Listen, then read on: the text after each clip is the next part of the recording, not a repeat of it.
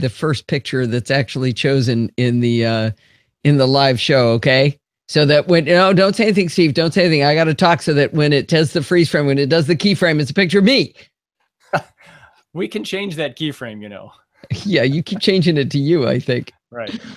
Oh, well, hello, everybody. I hope you guys enjoyed Sandy's vacation. She was gone for 3 weeks, so I agreed to not have the live show that entire time so that she wouldn't miss anything because, she's got that FOMO going on there, and that's the deal, right? That's it. Blame it on Sandy. It's all her fault. Why haven't we been here, Steve? We booked too many trips. Yeah, 8 trips this year? Yeah. Yeah, and August was late July, early August was particularly tough. And we're not done yet. Yeah. We've still got, next week we've got the Santa Clara trip for Sal Segoyan's Command D conference. And then the week after that, no, is it 2 weeks later we go to Oregon for the eclipse? Yep. Is it the next week? That's 2 weeks later. Do we actually have a week off? We have a week off between Command D and the solar eclipse. Are you sure? Yep. Oh, it's not a full week. Yeah. Well, right. no, it's 6 days. 1, 2, 3, 4, 5, 6. Oh, yes. Yeah, you need to put our flights into our calendar, Steve. I was trying to look for the flights today when I was talking to Bart. Will do. Very confusing. So we see somebody new in the chat room here, Barb H. I don't think we have met before. How exciting to have somebody new here. Welcome, Barb H. Welcome to the show. And let's see, Steve's going to want to know if there's any way of identifying you any further that you'd like to be added to we have a list of Nosilla castaways that we maintain, Steve maintains, so we can remember what everybody's name is. Or even just a Twitter handle, which I'll ask in the chat. Yeah, that's always fun. Okay, I just noticed something that's going to bug me. I've just, there's a long story going to happen that'll let you know about this, but there we go. I want to do that. MacMania. Oh, Barb H was on MacMania. Okay. All right. Let's see. Boy. Which one? I don't remember who was on my shows the previous week, so I'm bad at names and bad at memory too. Barb Hagerman. Well, nice to have you in the show, Barb. That's pretty exciting. All right, it is time for roll call. We have Barb. Wait. Frankie's cousin. Frankie's cousin. Okay. Oh, yeah. Okay. Frankie sat up in the front row and made a lot of noise. So everybody remembers Frankie from that trip. She's awesome. Tell Frankie I said hey, too.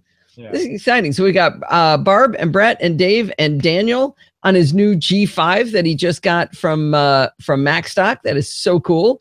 We got Hay, who when she's here, we know that means she's awake in the middle of the night. Never know if that's good or bad.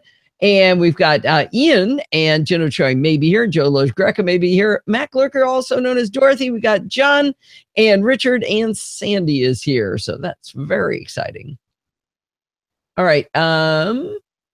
I think I'm going to go ahead and start. It's going to be a whole lot of me talking, and my voice is coming in and out. So we'll see how well that works. Sounds just fine right now. Yeah. It's early. It's a story of disaster. Okay. Going on mute, Steve? Oh, that's right. I forgot about my mute button. I guess we haven't been here a long time. Retrain myself. Here we go. Muting now. Hi, this is Allison Sheridan of the NosillaCast podcast, hosted at podfeet.com. A technology geek podcast with an ever so slight Apple bias. Today is Sunday, August 6th, and this is show number 639. I'm going to stop that and move it out just a little bit. I ended. You're muted, sweetie. I did answer one of my questions.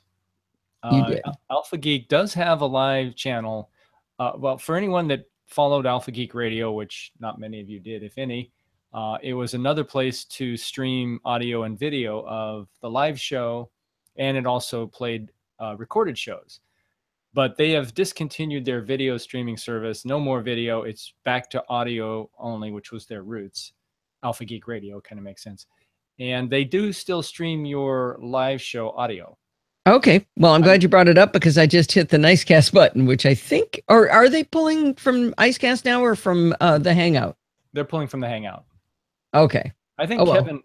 Kevin likes NosillaCast. He's not here tonight. Did he get a hall pass? He said he was going to be late, but I don't think he got a hall pass on it, so I'm a little concerned. All right. Well, make some room for him in the back there, everyone, just in case. Not the front row anymore. No, he gets the back row tonight. All right. Let me check this audio here. And this is show number 639. Doesn't look right at all. I'm just going to start this over again. All right. Hi, this is Allison Sheridan of the NosillaCast podcast, hosted at podfeet.com, a technology geek podcast with an ever so slight Apple bias. Today is Sunday, August 6th, and this is show number 639. Well, I usually start the show by telling you who was on Chit Chat Across the Pond in the previous week. Well, there normally would have been a Programming by Stealth episode of Chit Chat this week, but Bart is absolutely hammered at work, and Steve and I have been traveling so much that we just couldn't put it together. Bart and I do this for the fun of it. And we were talking and we were trying to work out when we could do it. And it was really, really stressful. And I realized it wasn't going to be fun. So I declared we are on summer vacation for Programming by Stealth. But we will reconvene as a back to school episode the first weekend in September. Chit Chat Across the Pond Light will have some episodes here and there. Like next week, Patrick Beja of FrenchSpin.com will be on to talk about the tech industry that's absolutely on fire in France. I think Chit Chat Across the Pond Light might need to take a break the following week. I'm not sure, though, because Steve and I are headed off to Portland to hang out with Jean McDonald of, you may know her from App Camp for Girls and used to work for Smile. Anyway, the three of us are going to go see the eclipse together up in Bend, Oregon. Now, I'm going to do my darndest to get out the NosillaCast during all of this travel, but I expect they might be a little shorter than usual. If you've got a gadget or app that you're excited about or a cool tech story to tell, I would love it if you'd make a recording for the show that I can use in the next few weeks. Oh, and actually this week, Steve and I were off to Sal Segoyan's Command D conference as well. I really should have been practicing my talk today, but maybe tomorrow. I'll work on it tomorrow. What's wrong with doing it the day before the show? Anyway, after the end of August and all of these trips are over, I am refusing to leave the house for like 3 months other than walk Tesla. Well, this week's show is going to be a little bit unusual. I had a catastrophic series of technical events unfold over the week, and I'm going to tell you that story. As these events progressed, I documented everything that happened in blog posts. I'm going to tell you it as it happened, which will make it, I think, more dramatic than just telling you the solution at the end. Some of the things I'll say up at the front end may not end up being true by the end when the full discovery was done. But again, it's a better story if I tell it as it happened. When I'm done with my tech disaster story, we're going to have a chat with Bart in Security Bits. Okay.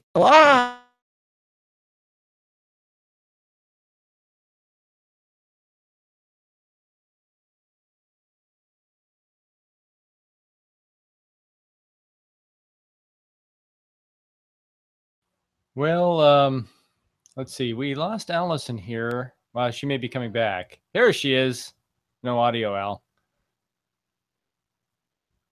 I think I heard her say the cat stepped on the power, if I'm not mistaken, from the other room. Is that true? That is true. There she is. Thanks. Thanks a lot, Grace. That was fun. Yep, she stepped on the Touch ID button, which is power. So, yeah, that was awesome. That was thanks. Like a show pause. That was horrible, Steve. Yes. I'll go on mute now. Okay.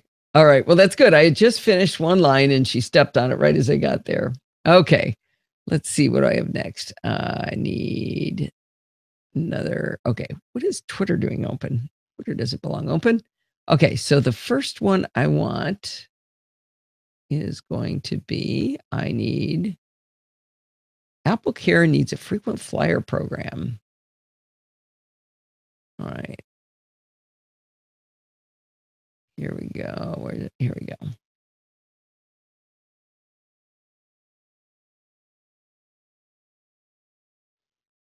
Okay, here we go. Well, I entitled the first article, Apple Care needs a frequent flyer program, because if they had such a program, I'd be getting all kinds of free perks by now. If someone asked me if they should buy anything from Apple right now, I have to say there will be hesitation in my voice. It's that bad. Well, this weekend, sorry, I've got to turn off notifications. Bart is texting me. Why is Bart texting me at this hour? Okay, stop. What? I have to say that, let's start there.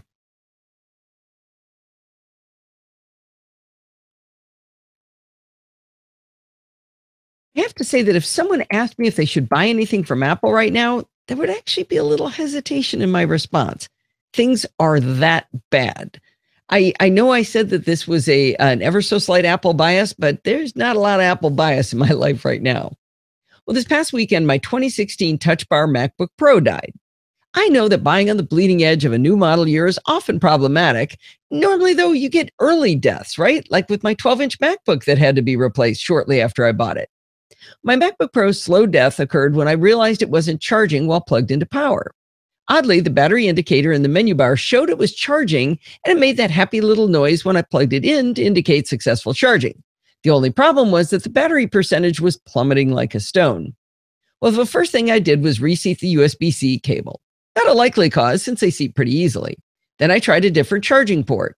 Then I tried a different outlet. Next, I stole Steve's USB-C cable, but still no joy. I couldn't use Steve's USB-C charger because he has a 13-inch MacBook Pro, and that charger is underpowered for the 15-inch MacBook Pro and actually could damage things. The next thing you do when you have a power problem is perform a reset of the System Management Controller, also known as the an SMC reset. This varies by computer model how you do that, so I included a link in the show notes to Apple's support article on the dance you do to accomplish an SMC reset. It's a bunch of keystrokes and things you hold down while the machine's off, and whether it's got power in or not really changes whether it's going to work or whether it works for your computer. Anyway, after 2 attempts at an SMC reset, the charge continued to drop. Okay, who is texting me that I'm getting these messages from? It's Kevin. That's Kyle. Kevin, Kyle, and Bart are texting me right now, and I'm in Do Not Disturb, and it's still coming through. Kevin is tied up for the moment. He may not be able to join us. I just wanted to stop dinging at me. My watch is going. I'm in Do Not Disturb for crying out loud. Put it on your computer. I did. Oh, you did. It was coming through my computer. Well, maybe this will be the subject of another blog post. Okay. The charge continued to drop. Okay. All right. I quit Telegram, so. Now, I consider myself very lucky that I have 3 Apple stores within an hour of my house, but the closest one pretty much never has appointments available immediately. The one about 45 minutes away in Santa Monica had an appointment the day after we got home from our trip, so that's where I headed immediately. I should mention my utter exhaustion getting there, though. It took 2.5 hours of grueling driving to get home from San Diego, the kind of traffic only California has perfected. Then 45 minutes and even worse traffic across Los Angeles, only to find the parking structure I'd planned on being in being blocked off. I literally ran to my appointment from a much more distant one, and I arrived 4 minutes late. I was worried sick that they would have given it away, but luckily they smiled and checked me in. It didn't take very long for my little friend Salvador to figure out my Mac was in bad shape. I gave it to him with 1% battery left, and he seemed shocked when his diagnostic tool didn't complete before it died.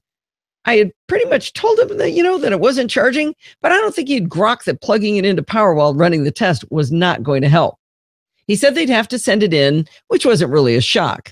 But my 2 choices were to have it shipped back to my house in 3 to 5 days, or to drive the grueling drive back to the Santa Monica store to pick it up. The problem is we were going to see Lindsay on Friday for her birthday. So if it came in 5 days, I wouldn't be home. I begged him not to make me lose 2 hours of my life going back to Santa Monica. He said I needed to drop it off in Manhattan Beach, the close one to me, to pick it up there. I nearly cried because I couldn't get an appointment there. Well, he eventually thought of a plan. He called Manhattan Beach and told them the work order number and had them replicate it at their store. That meant I could waltz in and hand it to them in Manhattan Beach and not have to make an appointment. Okay, that's better than nothing. The next day, I dropped it off with Hannah and crossed my fingers it would come home early. Now, in the big picture, this isn't the worst week to have this happen, Bart had graciously agreed to do the show for us, and I had a whole week for them to get it back to me before I leave for Santa Clara to speak at Sal Segoyan's Command D conference. But the story doesn't stop here. It gets much, much worse.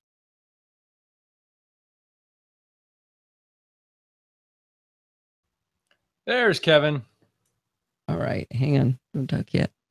I'm going to tease this out for full sympathy, so stay tuned for the worst part of the problem. Okay. Should I say like part 1, part 2, part 3, part 4 as I go through this, Steve? Of the overall blog posts? No, yeah. as I'm doing my dramatic reading. You mean within a blog post or for all the... As I'm talking right now. Okay. Never mind. What I'm trying to determine is you wrote 4 blog posts. Are you talking about within each blog post, part 1, 2, 3, or as you introduce the next one and so forth? Well, I'm moving from one to the next. Yeah. Okay. I would refer to them as parts, as the separate blog posts. Okay. All right, here it goes.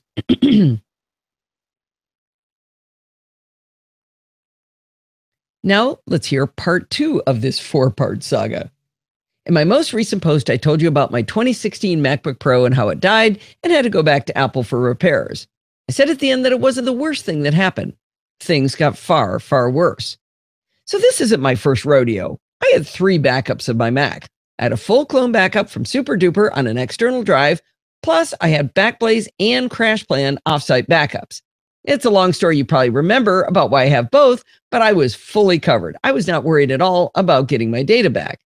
I also always keep my most recent Mac when I buy a new one, just in case I ever have a hardware failure like this. Let's face it, I pretty much always have a hardware failure, so my backup Mac often gets used.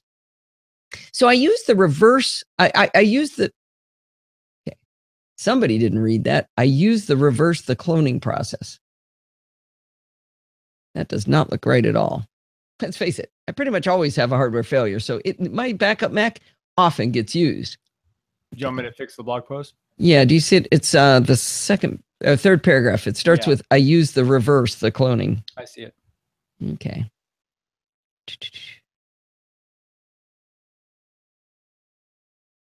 I reversed the cloning process using SuperDuper to send my image back onto my 2013 MacBook Pro. It was a little more complicated than it would be for a normal person because I had upgraded the 2013 Mac to High Sierra and allowed it to change over to Apple's new file system, APFS.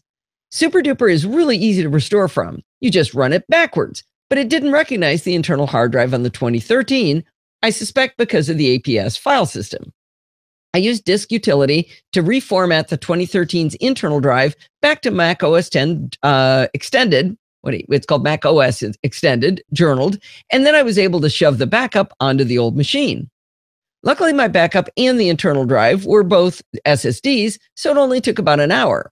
I booted from the old Mac, and it looked just like my new Mac. I was in business, or so I thought. Everything worked until I tried to run MarsEdit, my blogging application. It said I couldn't launch it.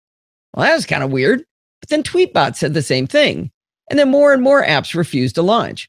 But certain apps work just fine, like my audio applications from Rogue Amoeba. Yeah, we better say that correctly. But certain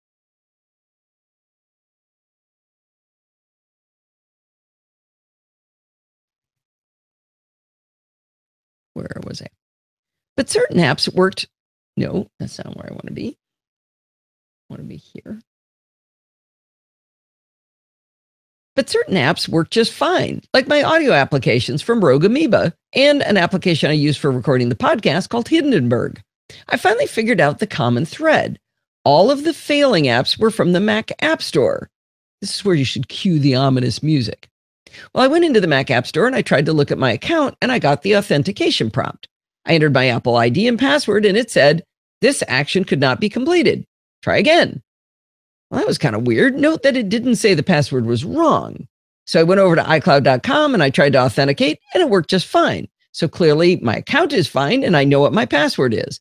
I was logged into my Apple Mail, by the way, and I was still able to see my calendar. So this was all very curious what was going on with the App Store. Well, as I often do when I run into a real head scratcher, I contacted my friend and Apple certified consultant, Pat Dengler. She gave me what is normally really good advice when you run into problems with iCloud. Log out and back in again. You know, the old turn it off and turn it back on again.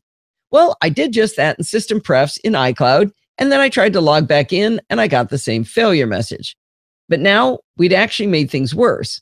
Where before I had access to my mail and calendar, now I had lost access to those services as well. I want to reiterate that Pat's advice normally would have worked, but we are not talking about a normal situation here at all.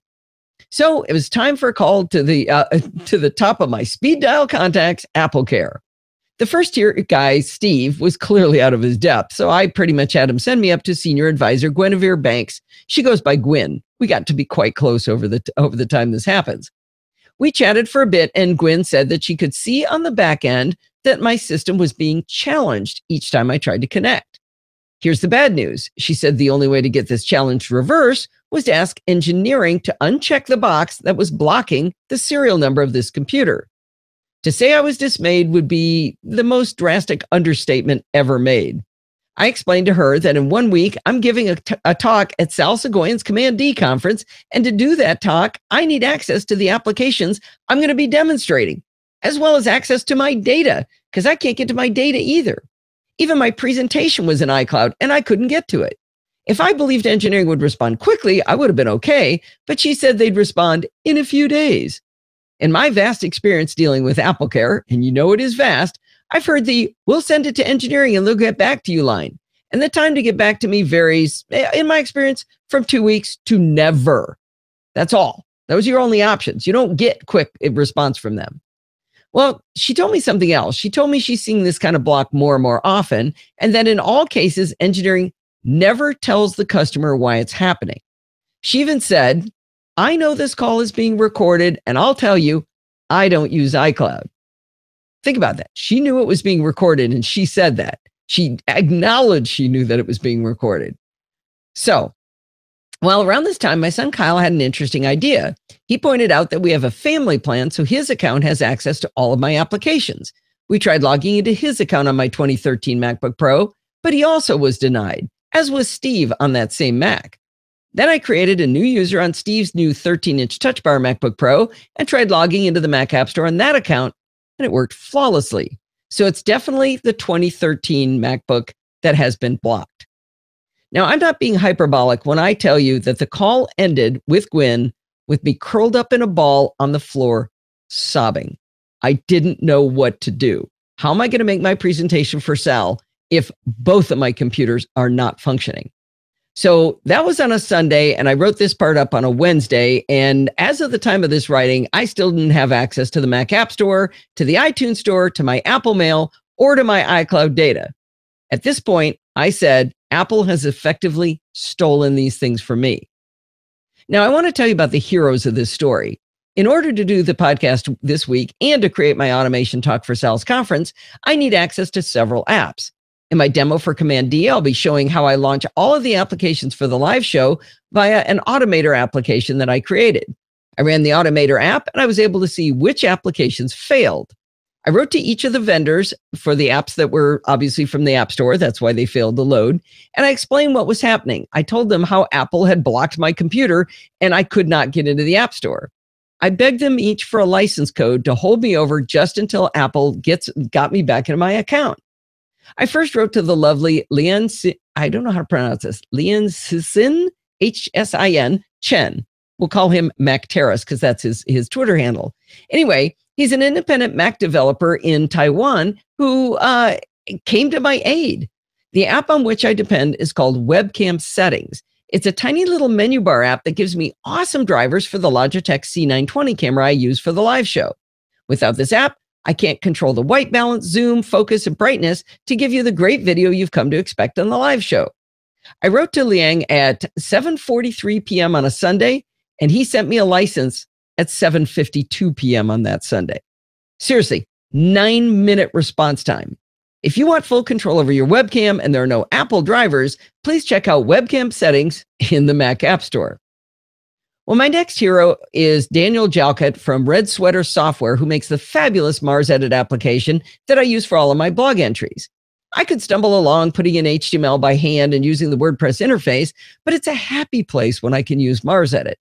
Daniel responded in about 2.5 hours with an emergency license key.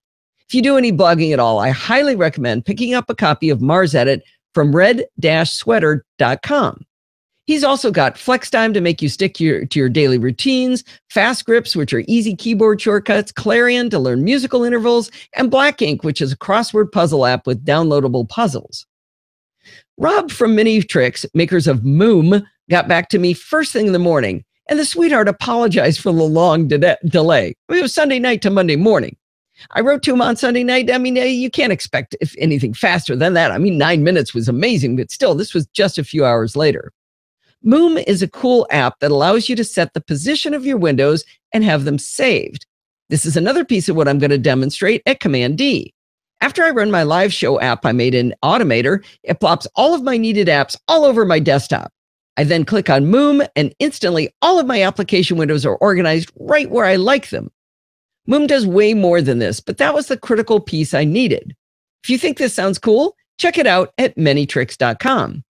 Now, while you're on Manytricks, check out which is it's a better app window tab switcher for when Command Tab simply doesn't cut it, or perhaps you need to batch rename some files. Check out Name Mangler that our very own George from Tulsa reviewed ages ago. Need help with time management? They've got an app called TimeSync. I could go on, but the list of cool little apps to control your Mac life goes on and on. One company didn't come through for me very well at all, and that's Telestream, makers of ScreenFlow. I bought ScreenFlow 5 directly from them a few years ago, but when I got the 12-inch MacBook that I paired with my 15-inch MacBook Pro, I needed to have it on both devices, and I found out they lock it to a single machine. So while disappointed, it was critical enough to me that I turned around and I bought it again, this time from the Mac App Store. Now, this app is $100, so this was no small investment. So I tried my old license key, but realized it was a rev back. There. I'm going to take a little breath here. Am I missing anything, Steve? What have I missed? It's just going to be a lot of me yapping. Okay, Steve's not paying attention to me. He's watching you guys. No, I am. I just sent you a quick little message. Oh, okay. Oh, Dave says, I'm surprised webcam settings still works. Hasn't been updated in years. Yeah, I know. When I saw that, Dave, I was like, oh, no, this guy lost interest. But he hasn't lost interest at all. I mean, he answered me in 9 minutes. It was crazy. Ironically, as you were doing that, I realized I hadn't launched webcam settings. Oh, so you didn't have your settings, right? It's not working with my Mac. With your new Mac? Yeah. It's not responding. Anything I change, there's just no change. Have you told it which camera to look at? Yes. Hmm. So I don't know. Well, you may need to reinstall or something. I might. Well, no, did you install it yet on this? This is your new computer, right? From the App Store. Remember, I did clean install this time. I didn't. Yeah. All right. Well, we're not going to do tech support on the call. Maybe somebody in the chat room. Just wanted you to know that. Ironic. Yeah. Now, this app is $100, so this was no small investment. Okay. I can hear you typing, so mute, sweetie. Oh, check your message. Wait. Okay, another one. Yes, I saw that, and I had already responded about that. Oh, okay. Muting now. Okay.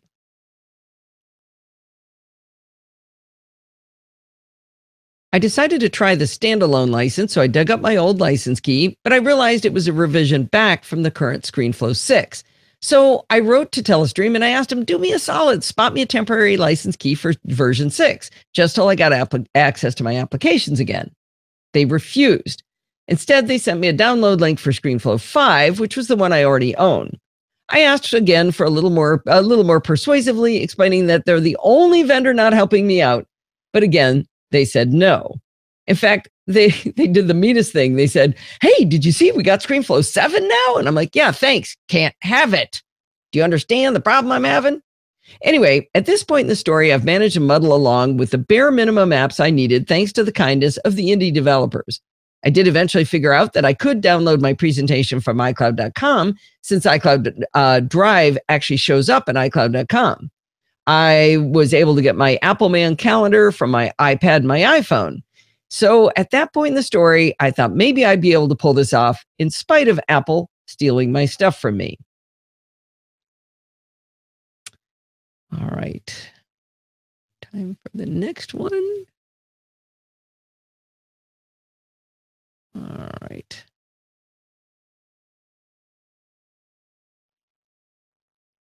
Okay, here we go. This is part 3 of this 4-part saga.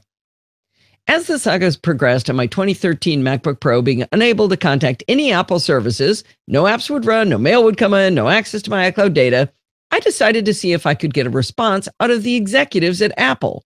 I originally wrote to Tim Cook, CEO of Apple, but then I forwarded the same email on to Craig Federighi. He's a senior vice president of software engineering. He seemed like a swell guy, and he's got that pretty hair and all, so I gave it a shot. I put in 3 guesses on what his address was, and I took a guess, and I actually got lucky. Here's what I wrote to Tim and Craig. I wish I didn't feel the need to plead to you for help. In the last year and a half, I didn't bother you when all 4 of my family's iPhone 6 and 6S phones had their batteries fail. I didn't bother you when my 12-inch MacBook died after 5 months. I didn't bother you when my first 2 sets of AirPods failed. I didn't bother you when it took 3 replacement 12.9-inch iPad Pros before I got one that worked. I didn't bother you this week when my 7-month-old 15-inch Touch Bar MacBook Pro died. But I'm bothering you now as a result of this latest failure. You know, when I look back on all those failures piled up together, that's a pretty impressive list, isn't it? I'm not just a whiner about hardware failures. The magnitude of problems that this hardware has had, it's real. Which makes me kind of pause when people say, should I buy an Apple product? I don't know. It's a little bothersome, I gotta say. Anyway, imagine my delight when the next day, my new friend Erica Gawley from Craig's office gave me a call. She's in what's called executive relations. The cool kids call it ER. Anyway, I think my favorite thing about Erica is that she hasn't once expressed sympathy to me about this. I don't mean she's unsympathetic. She just doesn't gush about all, I feel so bad for you. I didn't mention it earlier, but I spoke to customer relations at one point, and that was all this guy Lance would do for me. Tell me how sorry he was that this was happening. Cut that out. Just do something, man. Anyway, Erica isn't technical, but she's in charge of making sure I am made whole. She read through my case, and someone somewhere was allowed to talk to engineering and give her back some information. Now, remember how Senior Advisor Gwynn had told me that my Mac was blocked and that only engineering could flip the switch to put it back? Kept wanting to say, can you flip it? Anyway, Erica said that engineering was telling her that it is not blocked and they don't actually know why it's not working. Well, I'm not sure if that's better or worse. Erica explained that engineering has more questions to be answered, and so yet another senior advisor, this time of the specialist variety, was going to be calling me at 2 p.m. Before I let her off the phone, I asked her to do one more thing.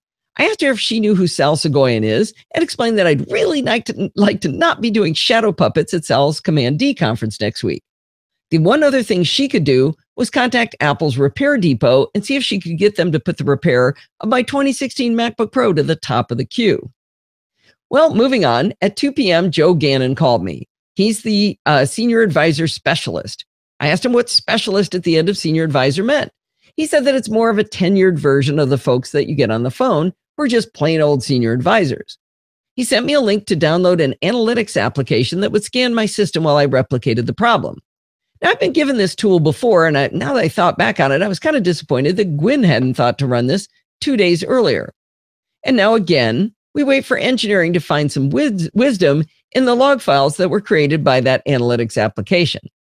Later in the afternoon, Erica called me again to tell me that my repair was complete. So this is now Wednesday. So it went in, I took it in on Sunday, but I had Monday, Tuesday, Wednesday. And she said that my Mac would be shipped out that night and should arrive the next day, shipped to my local Apple store, the convenient one. Finally, I had some good news. Now, technically, that isn't the 3 to 5 days they quoted, but I had a feeling that the 3 days would never happen. Pat Dengler had hers sent in when it was really new, and it took them, I want to say, like 2 or 3 weeks before they finally just shipped her a new one because they were evidently out of parts for it. Now, that was when they were very new, so maybe that was the problem, but I was a little dubious of that 3 to 5 days. So I have a better feeling about this since Erica is pushing from her side. She's modest that she can't promise anything, but I've worked in a big corporation, and I know when you get a call from someone representing an executive, it is all hands on deck. Even when the request is absurd, people run around like crazy doing whatever they can to get the action off of their plate and onto someone else's. And that's where I left that story that day. All right. Let's see. Dave Ginsburg's worried webcam settings won't work on his 2017. What's working on my 2016? Why wouldn't it work on yours? Because it's Steve. On mine. Are you about to move to part 4? Or yep. You still? Okay. You're following along. One long saga. It is. My last post is called "When Bad Things Happen to Good Computers." Save. Oh, there's an idea. Daniel did it. What'd he do? He beat Kevin. At what? They had a little contest to see who could do save first. Oh, nice. And Daniel beat Kevin. Nice. All right. Okay, so I think, what day was that 4th one done? Can you see the date on that, Steve? That was the 3rd. The date when it was posted? It was Thursday. Yeah. Let's say it was Thursday? Yeah. Okay.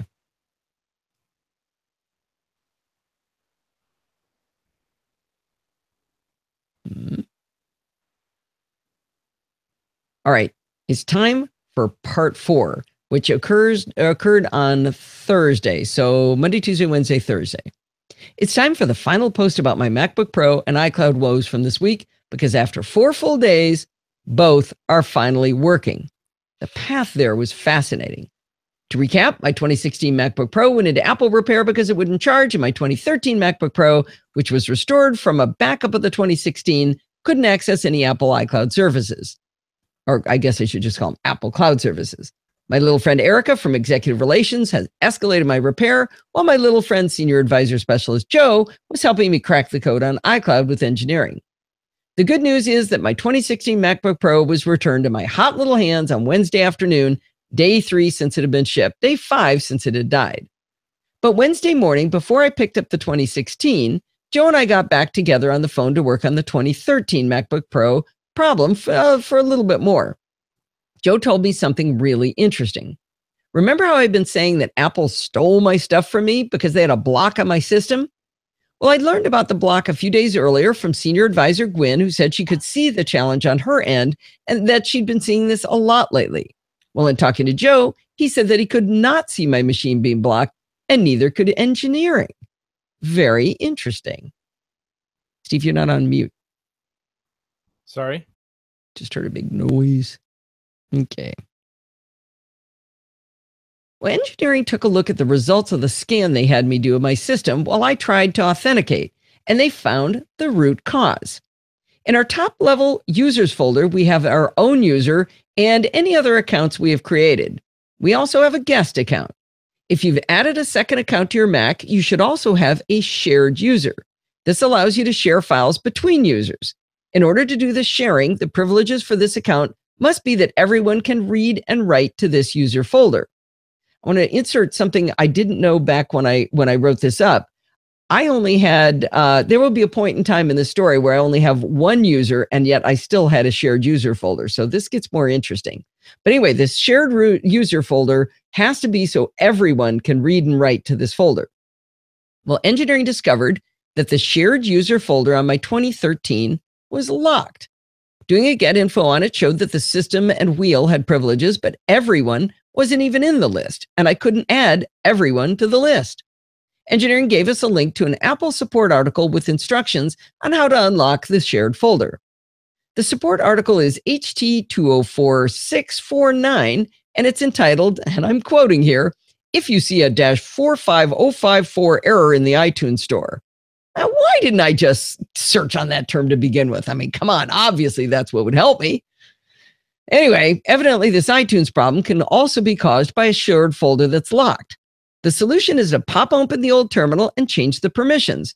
All you do is you type in sudo chmod 1777/user/shared, and you're done. As soon as I did that permissions change, The red minus sign disappeared from the shared folder. The get info window showed everyone had read, write, execute privileges. And more importantly, I was instantly able to connect to all iCloud services. To say that I did a happy dance is not an exaggeration. I jumped up out of my chair and I said into the phone, happy dance, as I danced around my room. This absolutely brought a song to my heart. Well, I danced off to the Apple store, picked up my 2016 MacBook Pro, and as expected, the drive was brand spanking new. That's because they'd replaced the logic board and the SSD is soldered onto the logic board on the new Touch Bar MacBook Pros. I didn't worry because, remember, I've got 3 backups. Well, I plugged the SSD backup drive into the 2016, the same one I'd used to set up the 2013.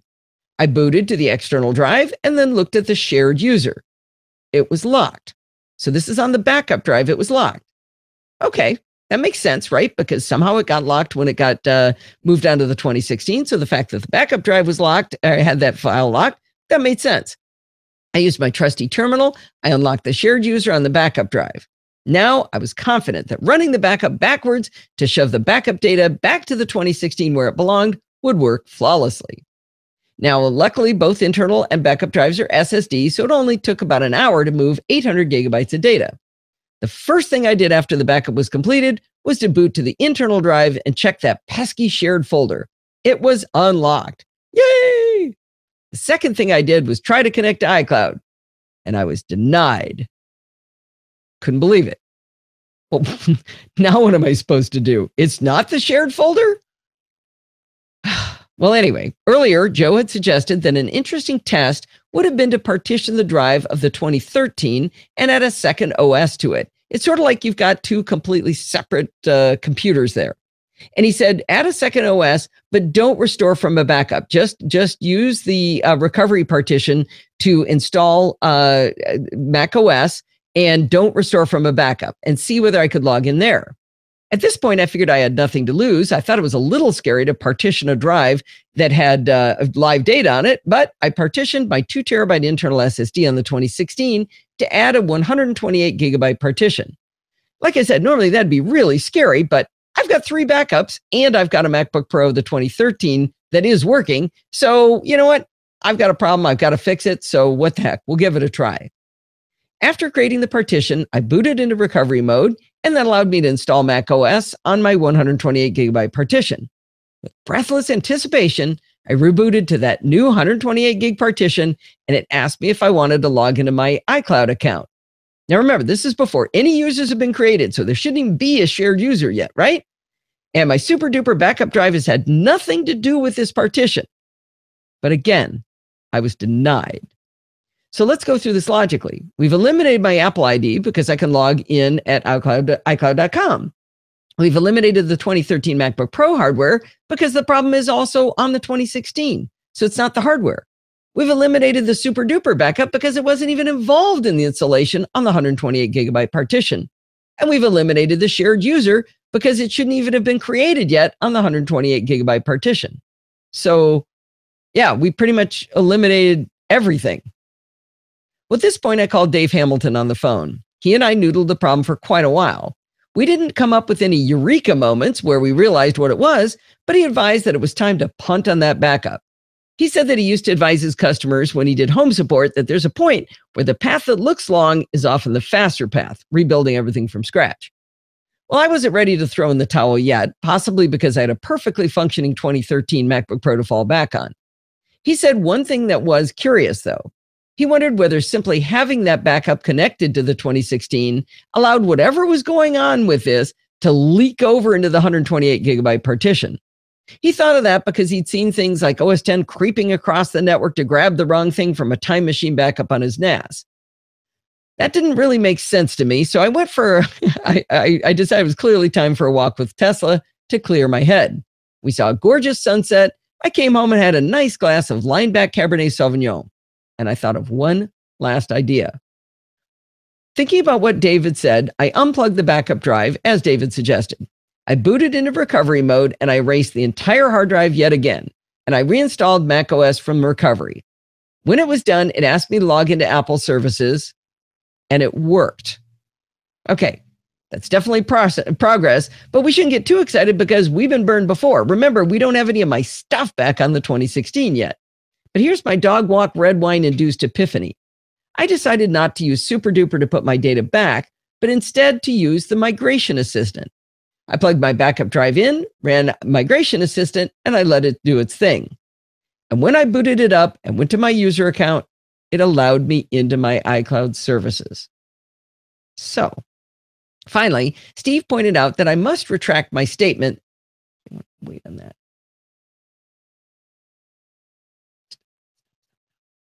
Cloud services.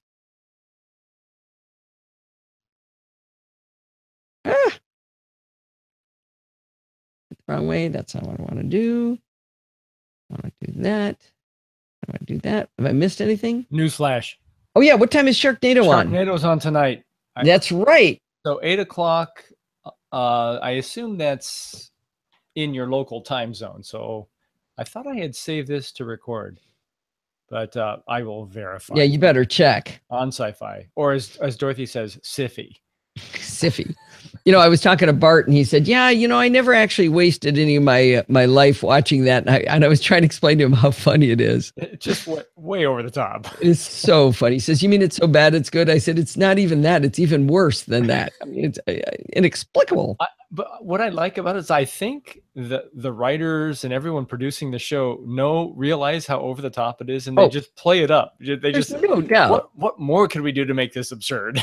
Yeah, what's really amazing is being able to find just to appreciate the magic of how bad it is. I mean, it's epic. That's not a B rate. That's a C film. Ooh, Plan 9 from Outer Space. Is that a good one, John? Haven't seen that. Ian suggests we should do a hangout and make fun of it. Maybe we should stay in the chat room. We'll just keep the chat room open. Well, but it's on a different time, 8 o'clock local. So. Oh, yeah. Oh, no spoilers, guys. Yeah, please. Wait. Can you imagine? I'm guessing someone might get bitten by a shark. Oh, man. Okay, let me keep going here. All right, finish it off. Take it up. Bring it home, Allison. All right. Well, I did end up talking to Dave Nanian, the guy who wrote Super Duper from shirt-pocket.com. Fabulous program. And he says he's never heard of this happening, and he doesn't know how it could have happened to me. He's not sure what's going on. I wrote to him not accusing Super Duper of it because there's enough weirdness here that I don't understand how Super Duper could have caused it either. But I thought it'd be good to document it for him in a short form so that he would be able to see what happened just in case this ever did come up with somebody else. Finally, I want to point out, Steve said that I must retract my statement that Apple stole from me. That feeling was based on Gwyn telling me that the serial number of my machine had been blocked on their back-end servers and that only engineering could have put it back online. Since Joe said he never saw that, and obviously based on the solutions, it must not have been the case. So I take it back.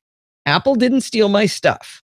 But the best part of this, as I explained to Joe, is that as an engineer, it's going to bother me for the rest of my days that I do not know the actual root cause of this whole mess. So that leaves it on a really nice note. Well, if somebody can tell me what it was, I'd love to know. Ooh, global swarming.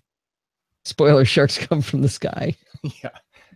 They've come from the sky for the past at least 3 or 4.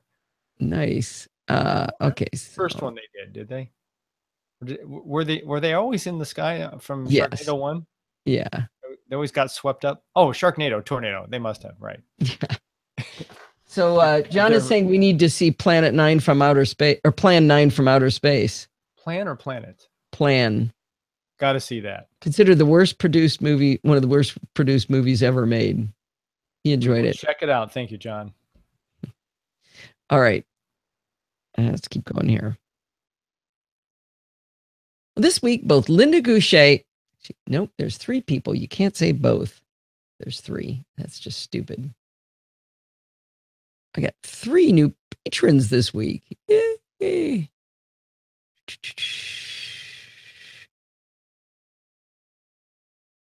Rid of that. Save. And go here.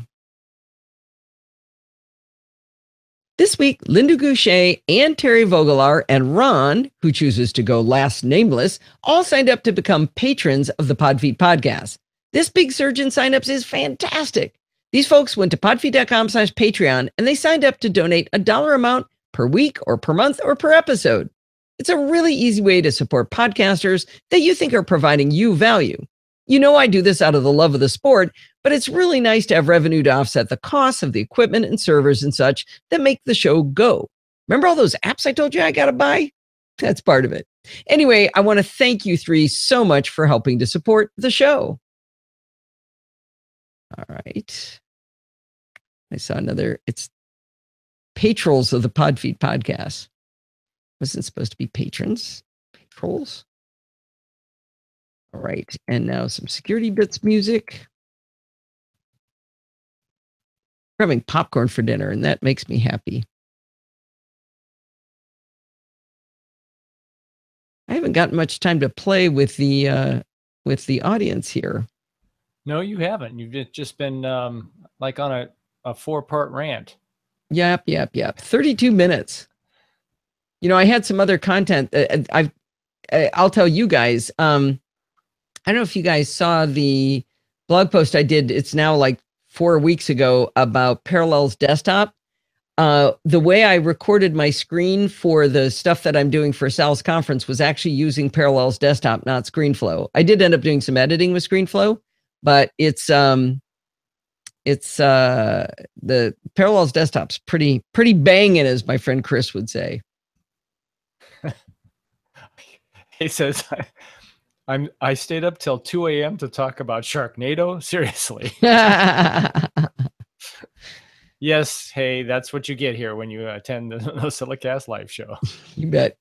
You wasted your life. Hey, so here's a question. While I was dead in the water, I started keeping my data in Dropbox instead of in iCloud. If you were me, where would you keep it from now on? I pay for a terabyte of storage.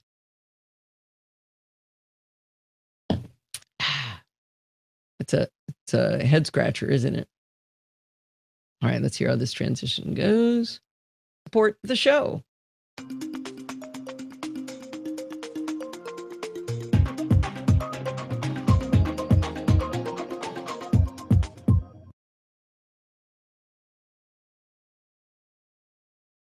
That's some good music. Well, it's that time of the week again. It's time for Security Bits with Bart Busschots. How are you today, Bart? Hi, I'm doing... Oops. Sorry.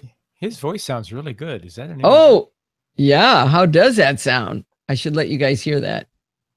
Listen to Bart's voice. I'm doing just fine. I wonder whether people have noticed that we're on summer hiatus on Chit Chat right now. What do you think? I haven't had time to notice, but then again, I've been completely up to my eyeballs, which is why we're on hiatus. That's right. We're on summer vacation for the first time, but it made me really happy to just say, you know what? Let's just wait a little while and do this when we're both in town and not being buried by work and such, right? Yeah, and I appreciate that. Thank you very much. Well, this takes a lot of, programming by stealth takes a lot of mental energy. And if sometimes you can carry me, but if I can't carry you if I'm out too, I was out of gas. So this is good. I think it'll be good. We'll be back and kick back into gear, I think in September, we said. So we'll get that going. Yeah, then it'll be fun. And actually, it'll be nice to start it with fresh batteries. I think it'll be good. Yeah, if it's not fun, no point. Right. Yes. All right. But we got some not too much security this week, right? Because were we together last week? No, I did it on my own last week. That's what How'd I do? Oh my gosh, you were just fantastic. They will have heard me talk about it already, but I'm always amazed that you see me as a critical part of it. And I know you say that over and over again, but I always feel like, man, you do all the work and all the research, and I just ask dumb questions. But apparently that's valuable in some way. Well, they're not dumb, and it's very valuable. Well, I thought they're insightful questions, which is, I miss them when they're not there because I know I know I leave stuff out. I know I make assumptions I shouldn't. So, yeah. Well, I thought he got to it faster than this. I sent him a new mic. So he's coming from an ATR 2100. So Ian, I saw your thing about file vault encryption. 1 terabyte and it was clean erase. It's been going 50% for 24 hours. You know, I haven't ever actually paid attention to how long it takes. I set it up on this Mac, but I didn't watch it. Is there a reason you're watching it? That would be a question. Steve's the first one in the house to have had the nerve to do it. So but I did not. How many, I missed something. How many erases did he set? I don't know if it's still the case, but it used to have options for the number. Well, no, he's just talking about file vault is taking. I'm sorry, file vault. Okay. Yeah, he clean erased the Mac and then he's doing file vault. Mine appears to be done. I don't know when I started. That long. I didn't watch it though. Did you? No, I didn't. It didn't really have impact on my drive. I thought it was the background. So he's watching it to see when it's done. I guess. I don't think I even watched for it to finish. So when you say it's been 24 hours, is there data on it that you've restored data onto it? Oh, he did 1 erase and then encrypt. 1 erase, okay. So you're waiting for the encryption to finish before you put data on it? You don't have to wait for it. Just start using it. Yeah. Well, time machine. So he's doing his time machine or his disk? His primary. He's talking. I didn't think it had anything to do with time machine. I think he's going to. Machine. I did an erase and then. Was a second. Oh, he's encrypting the time. I'm not following. Oh yeah, I'm not sure what you're talking about time machine. What time machine has to do with this, but okay. So I thought was your local disk. 1 erase disk, 2 encrypt. Well, you can file vault any disk, I think. Yeah. When finished, start a time machine. Thank you, Kevin. Okay. Can't you? So I think you can do time machine while it's. Okay, external disk. I didn't realize he was doing external. Yeah, I don't really know enough about it to tell you. I just turned it on and then didn't pay any attention to it, and it finished eventually. So, all right, I'm going to finish recording because we got some Sharknado and some popcorn to make. We got a lot to do. Wrap it up, Podfeet. All right, take it home. Here we go. Patched and stay secure. Well, that's going to wind us up for this week. I don't know when there's going to be live shows and stuff. I will keep you. Actually, why am I doing that? Are we having a live show next week? Ian, I can't hear you. Yes, the 13th, we will have a live show. 13th, yes. Okay. So, and then there will be another pause for at least 1 or 2? Well, depends. I don't know. We'll play that one by ear. Let me think. So the 13th, we will for sure. No, we're going to be in, no, the show will be out way early the next week. You'll know there's no live show because you will get a show on the 16th. And then the following one we'll do live. That's going to be a disaster. Disaster. Yeah, that's going to be. So the 27th, that one's going to be really rough. We're going to be in Portland for the week. And then we're going to go, we're sending Lindsay and her husband and Kyle and his girlfriend to Vegas for a weekend. Vegas, baby. And so we're going to watch the baby and the dogs. So I'm going to do a live show with the baby and the dogs. You didn't tell them why we're in Portland. I did at the beginning of the show. We're going to see the eclipse. Not in Portland, but that's where we. I told them that. I told them who we're going with, what we're going for. Tuned out. Mm-hmm. Yeah. Anyway. Along with about 16 other million people. Oh, Daniel's surprised we didn't talk about MacStock this week. We should. MacStock. Oh, yeah, we should. What's MacStock? John wants to know what MacStock is. He knows. He's just messing with That's an opening. Best fun ever. I have a feeling we're going to see Daniel at every MacStock from now on. I hope so. Hope Ian wants to go too. Yeah, it might be hard for Daniel to catch a ride the whole way there. Yeah, we'll get him a train ticket. Yeah. All right. I'm going to close this out. Here we go. Close it out.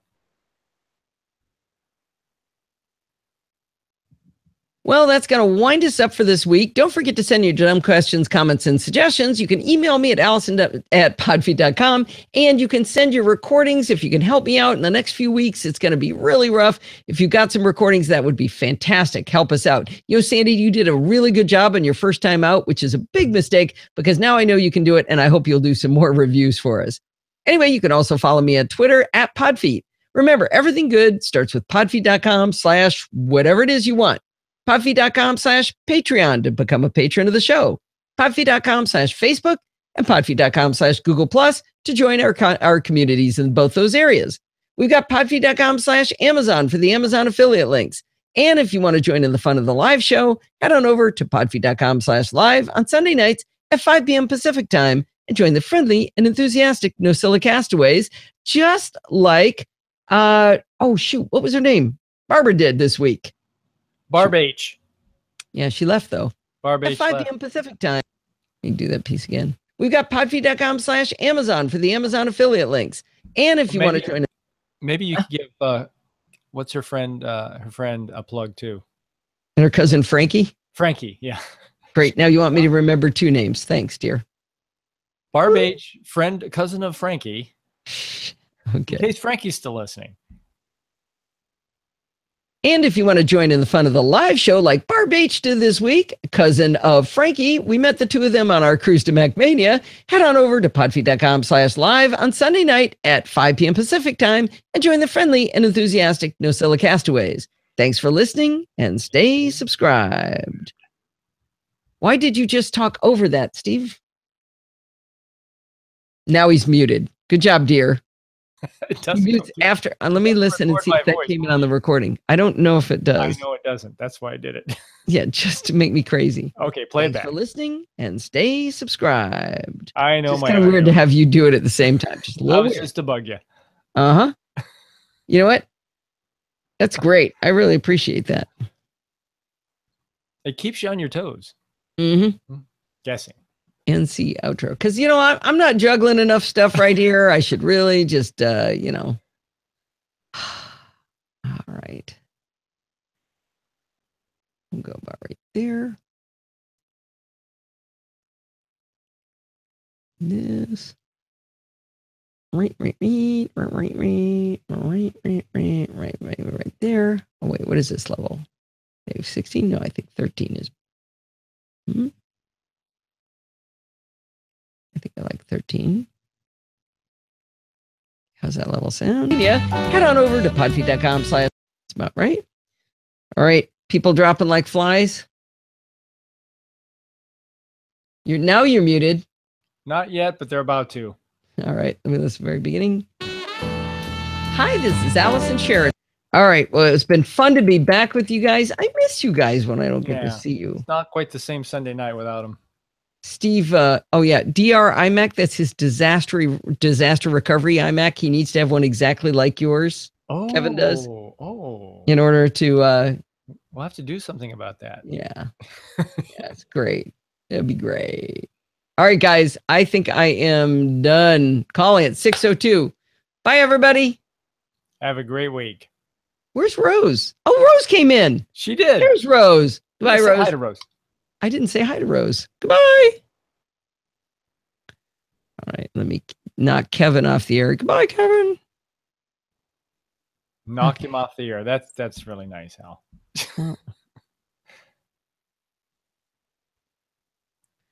All right. You are live. You're still live. I am still live. Stop broadcast.